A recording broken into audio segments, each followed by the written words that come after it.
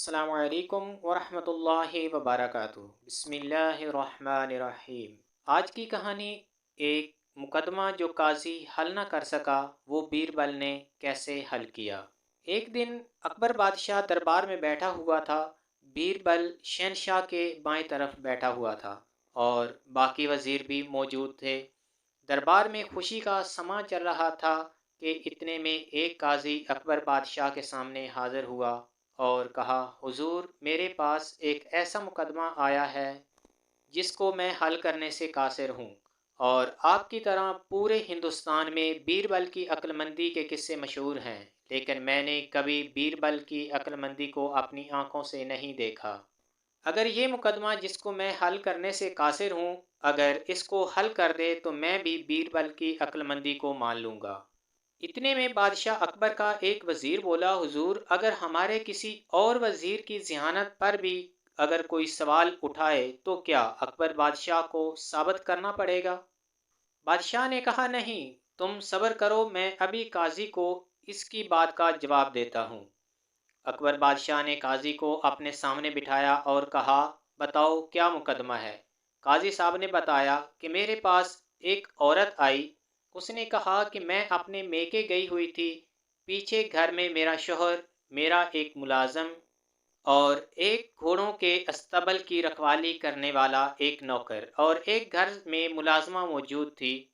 जब मैं वापस लौटी तो मेरे शोहर का कत्ल हो चुका था, और जब मैंने इन तीनों से पूछा तो उन्होंने अपनी अपनी जगह पर अपनी बेगुनाही साबित करना शुरू कर दी, और सबूतों से हमें भी कुछ नहीं मिला जिससे यह साबित हो सके कि इन तीनों में से किसने उस लड़की के शोहर को कत्ल किया है। ये देखकर बीरबल ने कहा, हुजूर, बस इतनी सी बात है, चंद ही दिनों में इस मुकदमे को हल कर दूंगा।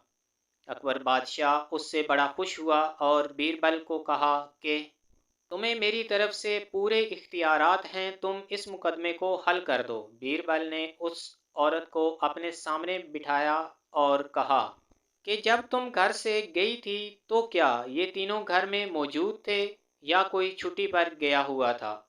तो उस औरत ने कहा, नहीं, मेरे जाते वक्त हमारा नौकर अस्तबल का देखभाल कर रहा था, मुलाजमा घर के कामों में मसरूफ़ थी और मेरा घर का मुलाजम वो कुछ सामान लेने गया हुआ था। मेरा शोहर घर में मौजूद था। जब दोपहर को वापस लौटी तो मेरे शोहर की लाश कमरे में पड़ी हुई थी। बीरबल ने एक सिपाही को हुक्म दिया कि जाओ और 4 दुम्बे लेकर आओ। ये देखकर काजी बड़ा हैरान हुआ और अकबर बादशाह भी सोच में पड़ गया कि आखिर इस कत्ल से इन दुम्बों का क्या मतलब। जब 4 दुम्बे हाजिर हो गए तो बीरबल ने उन चारों को मकतूल की बीवी, उसके घोड़े के मुलाजम, उसकी मुलाजमा और उसके नौकर को एक एक दुम्बा देते हुए कहा कि 15 दिनों के बाद तुम दोबारा इसी दरबार में हाजिर होना और तुम में से जो भी कातिल होगा उसका दुम्बा बाकी दुम्बों की निस्बत बिल्कुल कमज़ोर हो जाएगा। ये सुनकर काजी साहब ने कहा कि वो दुम्बा कैसे कमज़ोर होगा? अगर कातिल को उसको अच्छी तरह चारा खिलाता रहे। तो बीरबल ने कहा, ये कोई आम दुम्बे नहीं बल्कि नस्ल वाले दुम्बे हैं, और जो भी कातिल इस दुम्बा को घास डालेगा घास का असर उल्टा होगा और ये दुम्बा खुद ब खुद कमज़ोर पड़ जाएगा। तमाम दरबारी बड़े हैरान हुए कि हमने आज तक तो ऐसे कोई दुम्बे नहीं देखे। वक्त गुजरता रहा और जब मुद्दत मुकम्मल हुई, सिपाहियों ने उन चारों को अकबर बादशाह के दरबार में हाजिर किया। जब अकबर बादशाह के सामने चारों को पेश किया गया तो देखते ही बीरबल ने हुक्म दिया कि फलां दुम्बा वाली यानी मुलाजमा को पकड़ लो, यही उस औरत के शोहर की कातिल है।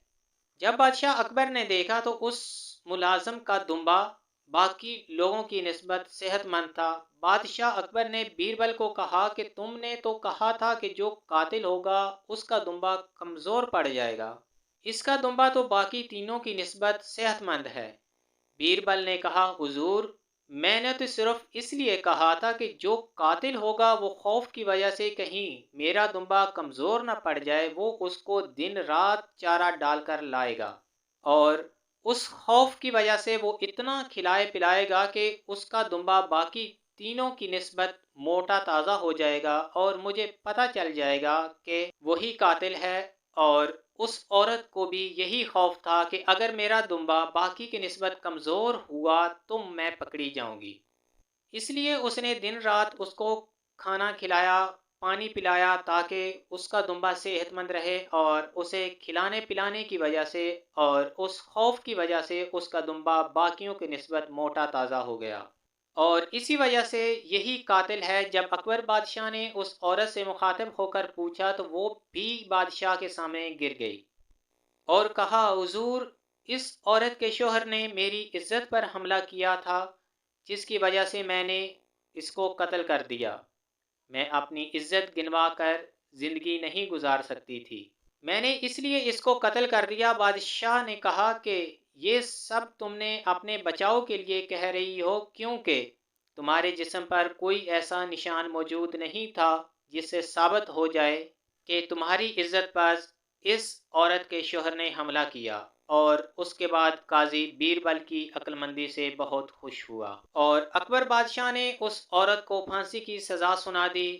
اور وہ قاضی بھی بیربل کی عقل مندی سے اتنا متاثر ہوا کہ آئے دن عدالت میں بیربل کا ذکر کیے بغیر وہ کوئی بھی مقدمہ حل نہیں کرتا۔